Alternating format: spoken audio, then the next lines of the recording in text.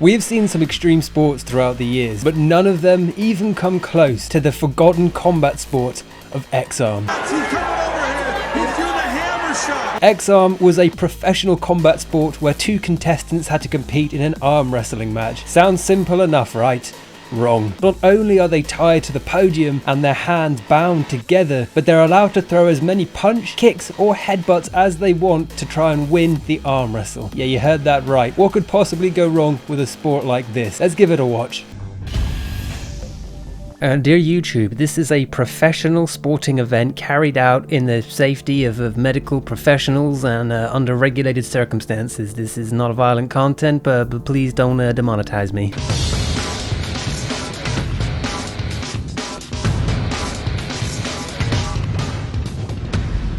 I should forewarn, this was recorded on a potato, then printed out in singular photographs, then put back together in one of those spinny horsey thingies and recorded off of that. That's why the quality is so bad. Hello everyone, I'm Gary Cruz, and joining me, our color commentator and the creator of this brand new combat sport, XARM, Mr. Art Davies. Boy, it's good to see you again. Gary, it's great to be here. Hey, it's great to be working with you again, my friend. I'll tell you, Gary, we're very excited about this because XARM is a brand new combat sport, and it combines the best of hardcore arm wrestling, kickboxing, and jiu-jitsu. Let's meet our first two fighters. My name is Rick Bardell from Yuba City, California. I'm a world-class arm wrestler. I've competed all over the world and won numerous championships. My name is Bond Lopua. I'm out of Santa Rosa, California.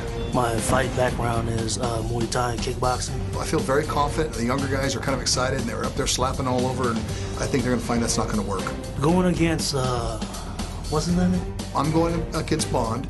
I feel he looks strong. He looks like a strong kid. Looks like he can take a good punch. Got my game plan to open him up and knock him out. You either gonna respect me or you gonna fear me. I think that my size is gonna be intimidating. You know, he's a big guy. He's gonna be strong. I think he's a big marshmallow, pretty much. And I'm just gonna melt him when he stands in front of me. Not quite the same level of trash talk that the UFC has. They're working on that aspect of the show, okay? Who do you like in this one? Who are the experts calling? I gotta tell you, Rick Bardell has been the favorite ever since boot camp. Everybody feels that he's got the big arm, the strong arm. He's the most powerful guy in this whole event. And he's shown us more in boot camp than anybody else has. And of course, one of the aspects of this sport is the other guy's not going to get very far away. Why? You tell him, Art. We've got both athletes hooked up with a D-ring and a harness. This enables the athletes to sit back in the pocket. It keeps them on their side of the table.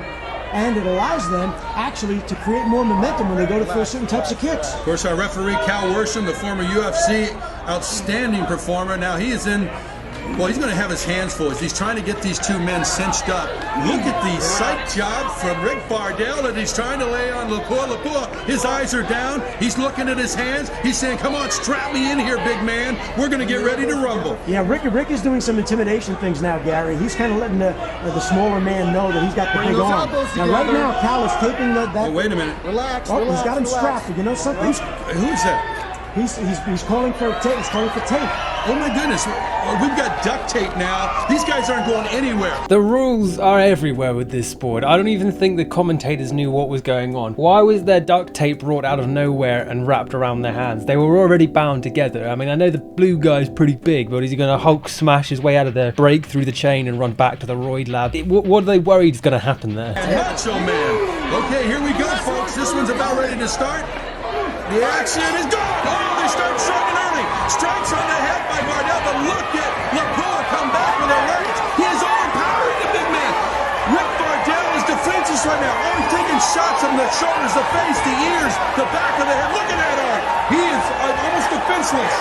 I tell you, Bardell looks like he wants no more. Look at the shots. He's coming overhead. He threw the hammer shot. And where is Bardell's arm on the table, scoring pins? What does he do best? He pins people. He's a world arm wrestling champion, but right now he is getting mugged. He's thrown his game plan out, Gary. Thrown it out completely. I have not seen him strike yet. Lopua coming down. Oh my goodness. He's trying to throw an arm bar. He is. He's throwing an arm bar. Wait a minute. Hey, the judge just threw in a red towel. We're going to stop action here. I'm not. Gary, I think the judge felt that the arm was in jeopardy, but it's not an arm wrestling jeopardy position. That was a classic move from MMA. That was an arm bar. What Rick was trying to do, was probably to get them to tap out. Look at Lepore. Lepore just saying, come on, big man, I want some more of you. And Vardell's going, I don't know if I want any more of this guy. His face is crimson. There isn't much time left, but I got to tell you, it looks like Vardell is not ready. And he's trying to get it. He's trying the armbar a second time. I don't see a red flag, and I see Lepore. He doesn't have that wrist turned the right way. He is trying to pull it down, and they're going to stop him right now. He would have been better trying to kick in that position. He absolutely would have. The bell is wrong. The round is over.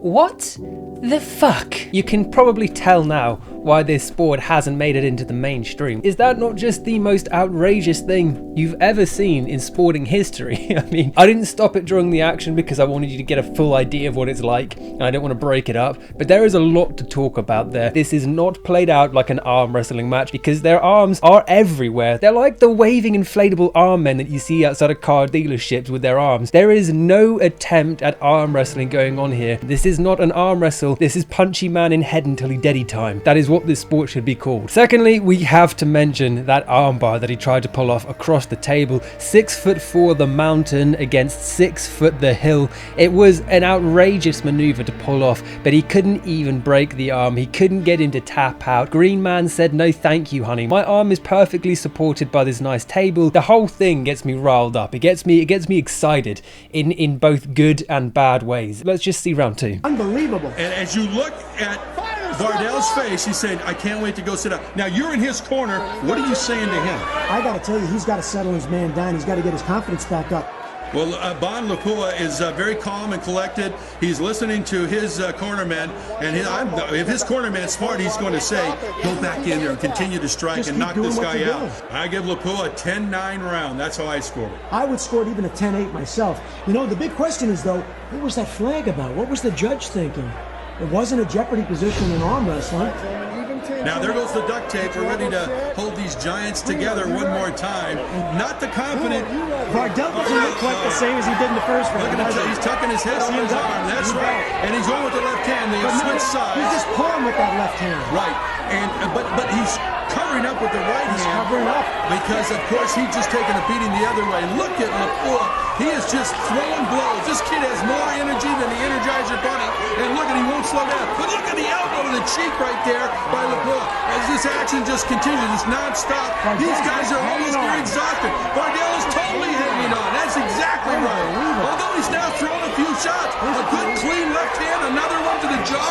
And that is the end of the second round. Wow. Much improved Rick Vardell, but he's... A really great performance from the two of them. It reminds me of a Yu-Gi-Oh duel from back in my childhood. That kind of high-octane action. You really cannot fault them for that. Not as entertaining as the first round. I did miss the over-the-table armbar and the round-the-table reach-around. Looking forward to round 3, though. This is the champion round.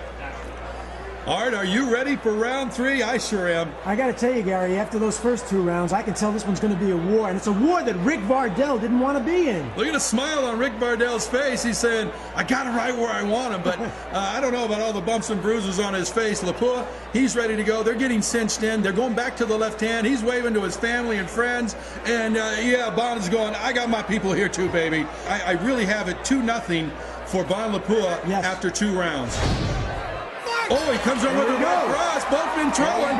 Both men are throwing shots. Both men are trying to stand there, and both men are taking the other's best. This is incredible. Now, this is the best action I've seen from Vardell. He's hanging in there. He's saying, okay, you've hit me. I felt what it's like. Now I'm coming back to you, big man. And look at the shots. And both are getting tired. Both are still throwing. Lepore trying to measure him, and he throws one off the top of his head. This is the first time I've seen Vardell with his arm off the table.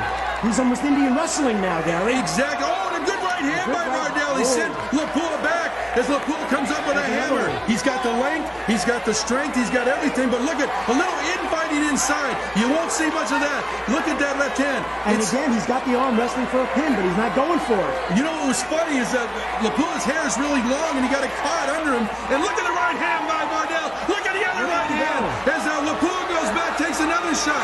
These are 2 brave men. These are 2 crazy men. That is it.